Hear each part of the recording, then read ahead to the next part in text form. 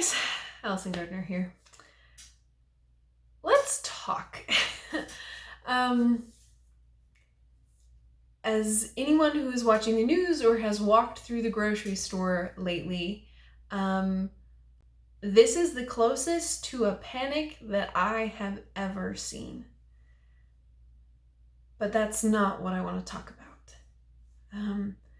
At this point, we've probably all seen memes or we've all seen news stories about the things that are flying off the shelves and the toilet paper and the schools that are closing or the things that are happening.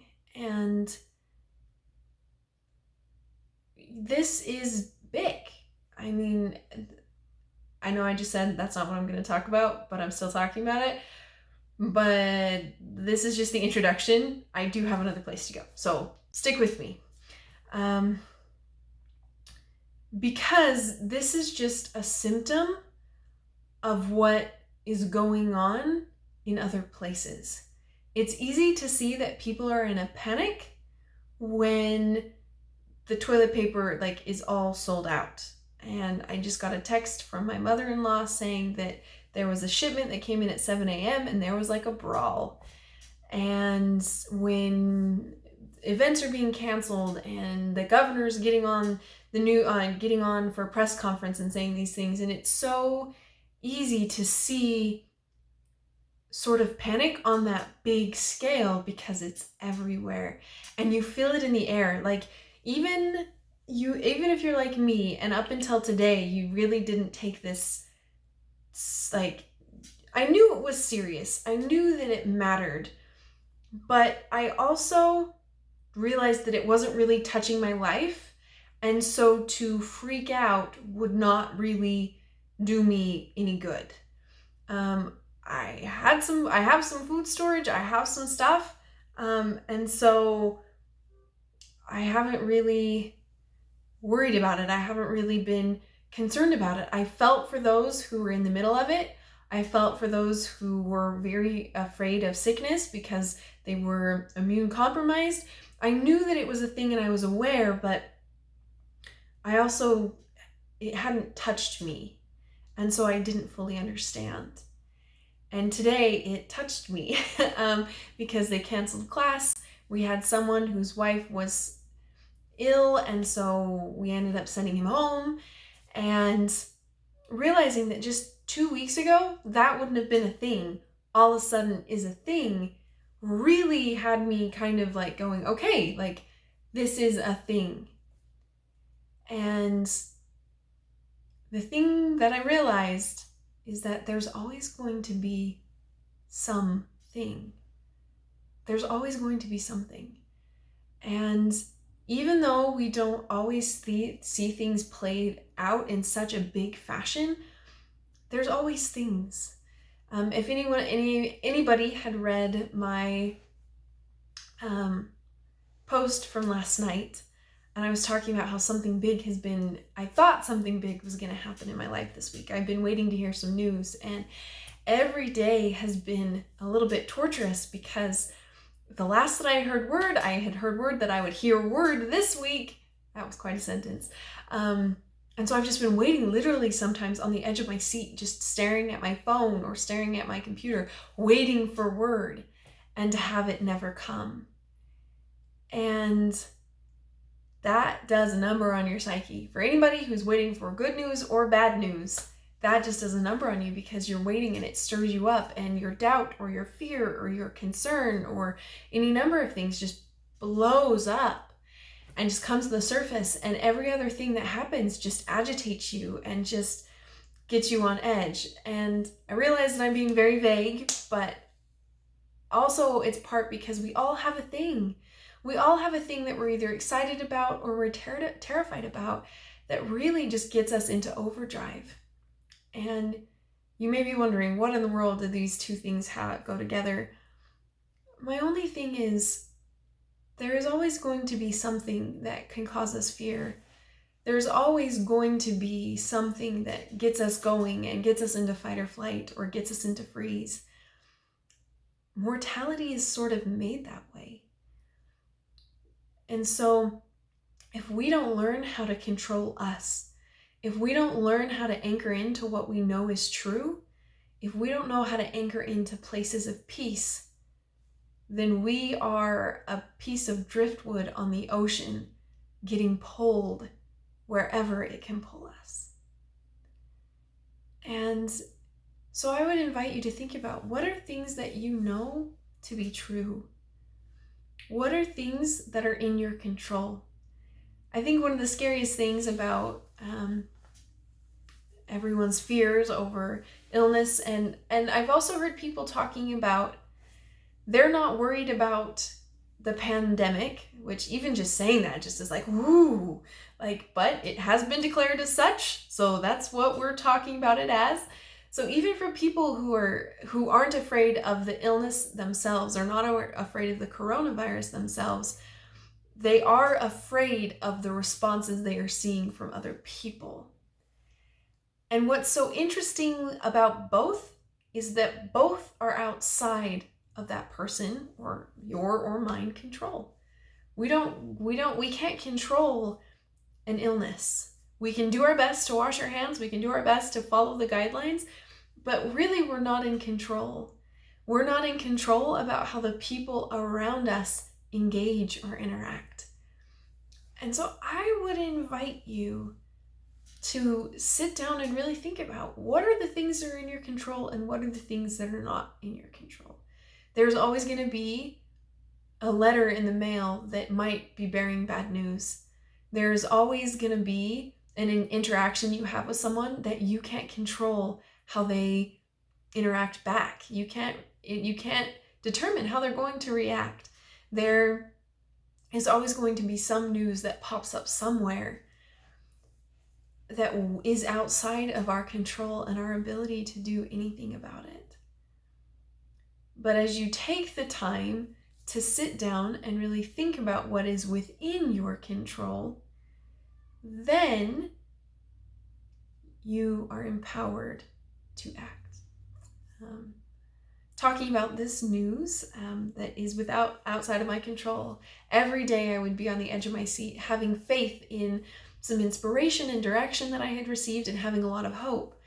And every day at the end of the day, it hadn't happened. And so I wondered, have I invested my hope incorrectly?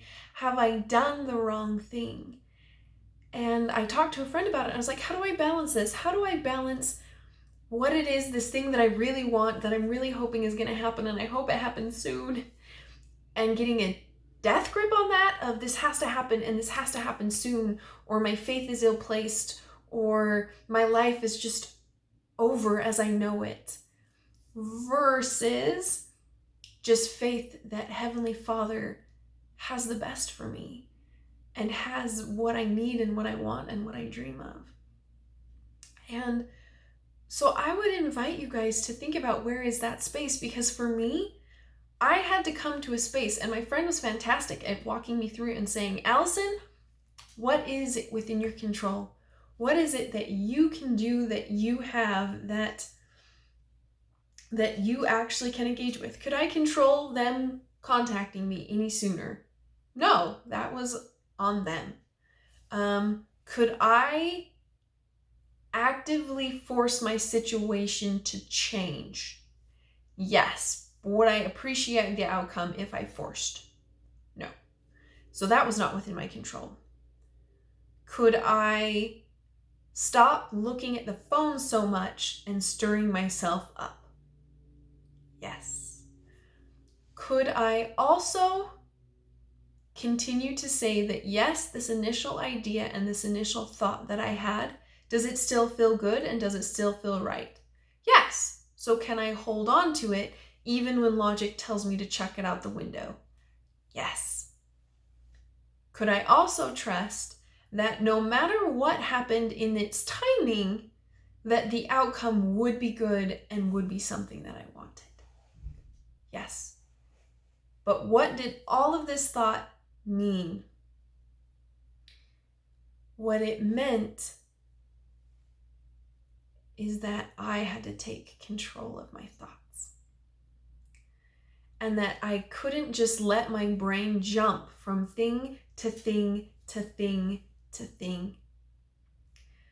I had to marshal them, and I had to say, okay, this is what we're going to think today. Today, we're going to go off of 3 basic premises. We're going to go off that the inspiration that I received is still current and accurate, and it is current and accurate until the Spirit tells me otherwise. Done.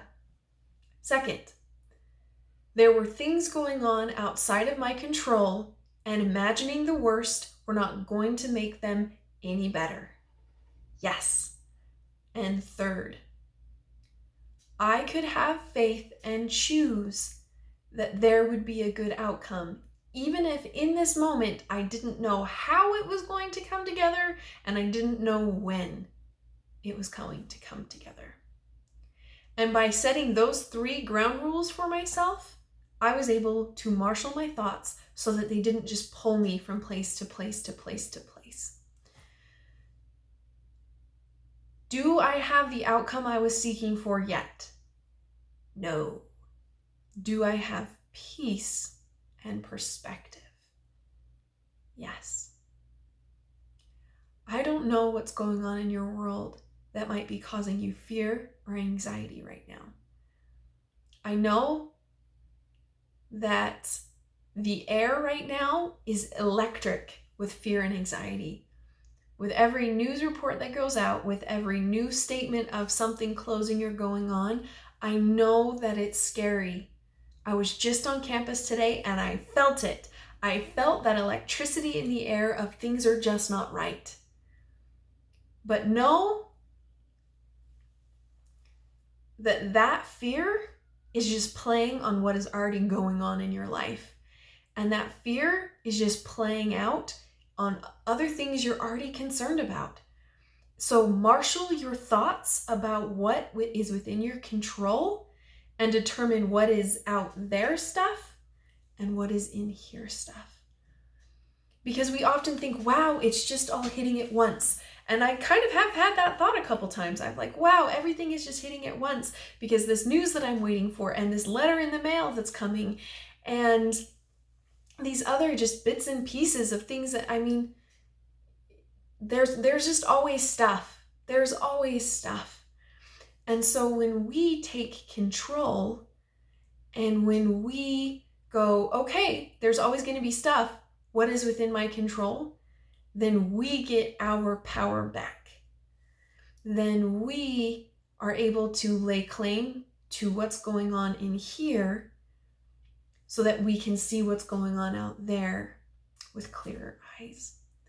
And I hope that you guys will really take this to really take this to heart and really think about this, because it can be hard, and it can be hard with depression and anxiety when there's always that cloud around, because as I talked about in my video earlier this week, that's just always there. That fear is just always pounding on you. And so you have to be able to have control so that you can determine what is going on in all the different places and what you have control over. So I invite you to think about how you can take back control and how you can organize your thoughts so that you're not operating on the fear around you. You're operating on thoughtful pondering thought.